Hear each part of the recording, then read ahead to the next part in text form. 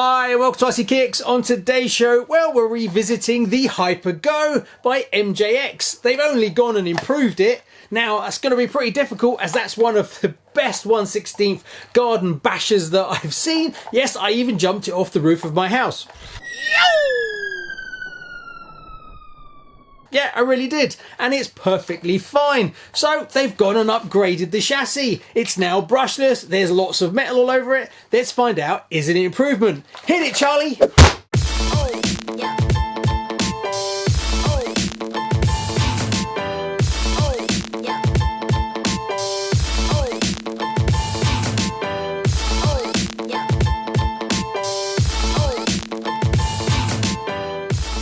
Okay, so we're going to compare the new one to the old one, but it's a little bit more complicated than that, as they're not basically scrapping that one and doing this one. They're actually producing 4 variants of this now instead of just that one. So this is 16207. That's the fastest 3S version, but they're also doing a 16210, which is a cab forward version, which is kind of a bit more chunky looking. Then there's 16209, which is pink, orange and blue striped, but that's a cab truck, kind of like this one. Then they're doing a 16208, which is a blue and red truck. Looks very familiar to something else that kind of came out, but we'll skip past that. And then they are offering it in 2S and 3S versions, so you will be able to pick different things. Also, in the old one, the GPS was all built in and everything like that. Cool, cool. Apparently.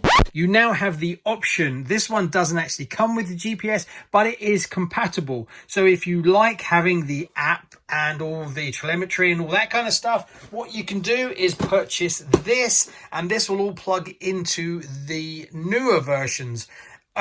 Versus when you got the old one, you basically paid for it whether you liked it or not. I kind of like that because the transmitter that you get in the ones without the GPS is much smaller and very simple. And I like that because you're not paying for something you don't want, but also when you throw this in your backpack, having a smaller transmitter really helps. Also, as it has a separate receiver, you can use your own receiver and transmitter and control it with whatever you've got already. Excellent.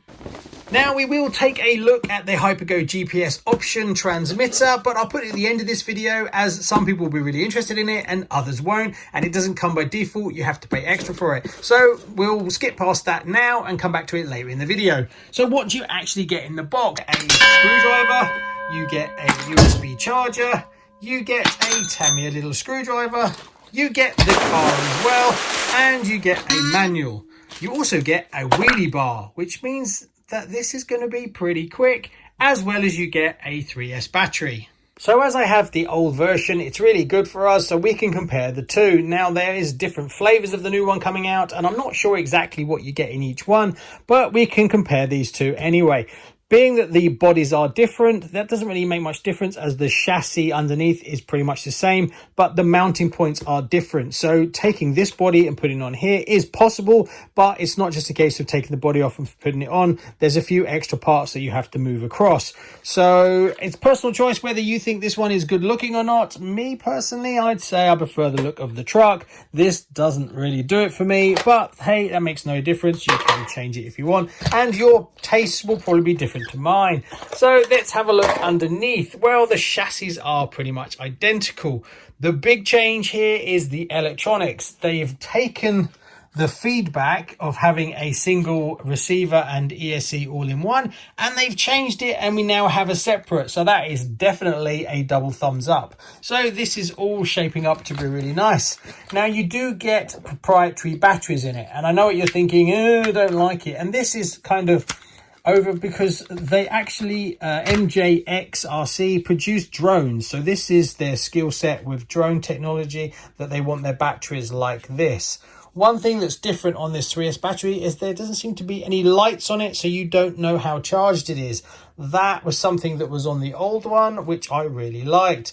But one thing they have done, which is brilliant, is they've left the battery tray pretty much open. So if you don't want to use the proprietary ones, you can pretty much have a lot to play with of what you fit in there. Now that was brilliant for 2S, as there's lots of options, but 3S might be a little bit more tricky. What else? The front bumper was plastic before. On this version, it is now metal. And when you flip it over, it actually is the bulkhead bottom section is metal, whereas on the previous one, it was plastic.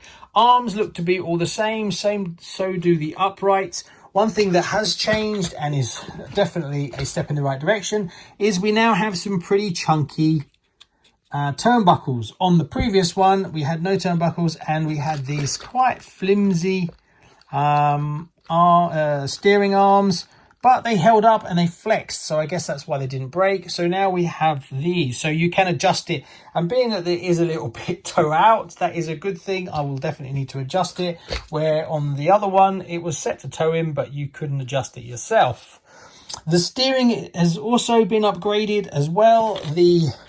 If you look here, you can see they've actually used a metal bar that goes between the two, where on the previous one, it was plastic. One thing I've just noticed that's been upgraded is, as you can see there, the pinion and spur gear are open, so dirt can actually get into the spur. On the new one, that's been modified and changed. It is now sealed, so that's definitely a better way to go and a nice little upgrade. I thought I'd dismantle one of the shocks just to take a look at the quality and how easy it is to dismantle it and put it back together again. I'm not sure what weight oil was in it, but it came apart really well. So I think you could service these quite regularly without too much of a problem. On the old one, the arms move forward, but on this version, the arms go backwards. They are exactly the same, so it's pretty much changing the suspension to be in front of the arms or behind the arms, but you can modify it as it looks like it's pretty much identical, so you could change it around and have the suspension at the front if you wanted to. What's better? I honestly don't know. So I've powered them both up so we can check the servos. Now, I don't have any specifications on the new servo or the old one, to be fair, but the old one was really good. So one thing that was throwing me off was the tyres being different. So I've taken the rear tyres off the new one and I put them on the front just so it doesn't throw off what it looks like. And this is running on 2S and that's 3S. So whether that actually has any impact on the BEC and the power to the servo or not, I honestly don't know, but let's check it and see. So this is the old version. Now this never had a problem at all. It was pretty fast and it still is. The new one, now I have to say it does feel marginally faster. It definitely sounds different. If you listen to the servo,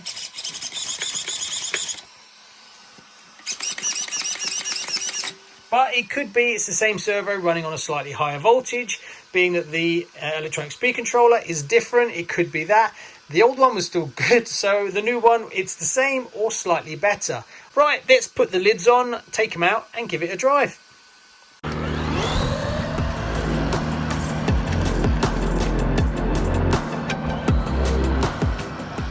So just to refresh our memories, I'm going to speed run the original Hyper Go. This is a brushed system and it did it in 21 miles per hour, which is 33.8 kilometers an hour. Now that's not going to set the world on fire, but it's nice and stable, easy to drive and perfect for somebody who's younger. So let's see what this new version can do. Now, being that it's brushless, short wheelbase, big tyres, I'm pretty sure it's going to be quite squirrely. Having that much power in a smaller car is not really designed for precision speed runs. This is more happy out on the dirt, but we'll do that in a minute.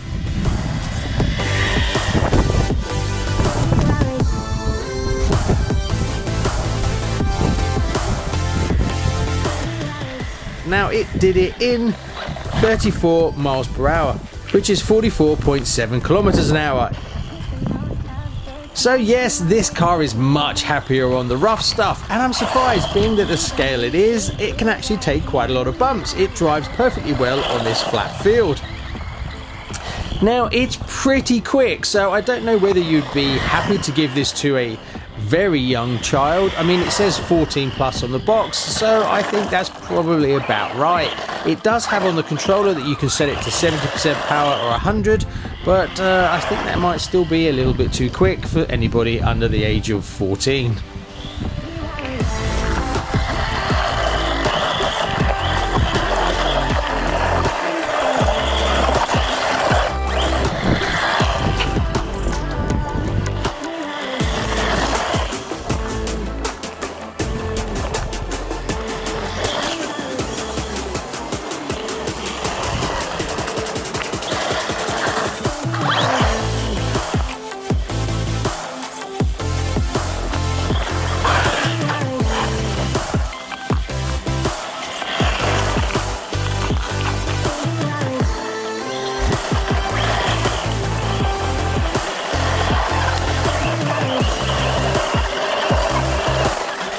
Because of its scale and its weight, it's light, which means it can take a lot more abuse than anything larger, so you can really throw this thing around. Now with the previous version and this version, they seem pretty tough. I think you'd really have to go out of your way to jump it really high before you're going to break anything. Just generally bashing it around, I think it can easily soak up the kind of abuse you're going to give it. So just before I give you my final thoughts on the MJX Hyper Go 16207, let's take a look at the GPS unit that you get, the HGT22. Now I'm pretty sure it's exactly the same as the one that came with the previous Hyper Go. Looking at this and then looking at the pictures on the outside, I haven't actually opened it, so excuse me, I've only got one hand. This doesn't always go to plan. So there we go, hold on, can I open it? I'm going to cut and I'll come right back. So there you go, I got it out of the box. Now you get an instruction manual and here's the actual transmitter. Now this is the one that came with the older version and this is the transmitter. So yes, they are identical, there is no difference. So they've actually just separated it and kept it as its own box, which is good because I think it's better for people to choose whether they want to have all these features and function and pay for it, or whether they would rather that money went back into the actual car and to keep the price down. Now I don't know whether you can just use the GPS or whether you need the GPS and the receiver. There is actually GPS written on here. So one thing I do like is if later on you sell this on, break it, or just want to change to something else, you could put this GPS in something else. So that's pretty cool. I kind of like that idea. And obviously if you spent some money on it, it's nice that you could use it again. It's not just dedicated to one RC. It also comes with some extra power cables to siphon power off to it, and it came with the actual mount for your phone. So you can attach this bracket to the actual transmitter and attach your phone to it. That's pretty cool. So let's do a quick roundup. Do I think it's worth buying over the previous version? Yes, I do. I do think they did some nice upgrades to it. It's got more power. Now there is one caveat to that. If you're going to be buying this for a youngster, now you can set it to 70% or 100% like I said in the video, and I think that's still a little bit too fast. So if you're going to get it for somebody who's younger, go for the brushed one, and if you're going to get it for yourself, get the brushless one. The difference in speed does ramp up quite a lot. Another thing is it's got the metal upgrades, which is really nice, but I was a little bit concerned about this metal bumper. Metal bumper means no flex, so when you hit something, all that energy passes straight through the metal, bends the metal, or passes it onto the plastic, and then breaks whatever's inside, which is much harder to change than a bumper. Now, I did drive it flat out into that lip that you saw in the video, and that was everything. So it was probably doing over 30 miles an hour, and there was no damage whatsoever, and it stopped dead, which is always the worst kind of impact you've got.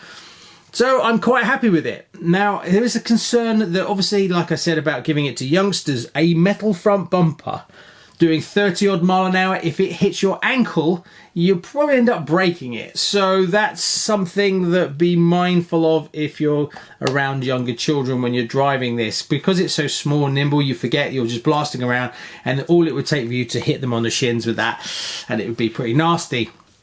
But I do like the metal upgrade parts. It's adding more strength to it. Not that the old one was not tough, it took a lot of abuse anyway, and that's what I really like about these. They will take a lot of abuse because they're light and they're small and they're very strong. So unless you're launching them off a 2-story house, I don't think you're going to have any problems with them at all. But you can get replacement parts. I did check.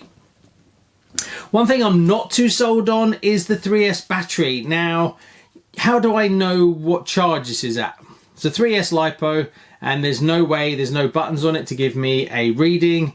And if you take your standard LiPo charger reader, it doesn't fit. So the only way I could actually get it to work is you get an extension cable and then you plug it in there and then you plug it into the reader, which is only a few pounds, not much of a problem. But if you're going to have these lying around and you're going to put them in a box and not use it for a month, and you've left it at 100%, which you don't know, or it's flat, so that I'm not too sold about. On the old ones, you used to have a little button, you press it and it would give you it would light up. That was really good. That, or they should supply that cable and a reader of some sort. One other thing, it was a little bit muddy on the transmitter receiver side. I did upgrade to my own sort of budget but better quality one, and it did make the car easier to drive.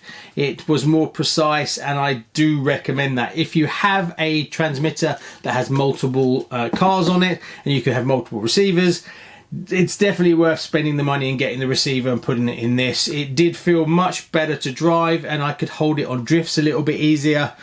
So that would be one of my recommendations. Whether I'd actually go out and buy one on top of that car if I had nothing else, probably not, but it would be my first upgrade to remove the receiver. But being that it's got standard electronics in it, super easy, takes 2 seconds to do. And later on you could change the ESC if you wanted to. You could change the brushless motor in it to a censored one. So the car has lots of potential and upgradability. That I really like. Also, you can swap all the tyres over and stuff like that, and you can run standard wheels and tyres on this if you want to as well. So all in all, I definitely give it a double thumbs up. Probably one of the best little fast 1/16 you can get, and I don't think you'd be disappointed in it. Anyway, thanks so much. Please like and subscribe. See you on the next one.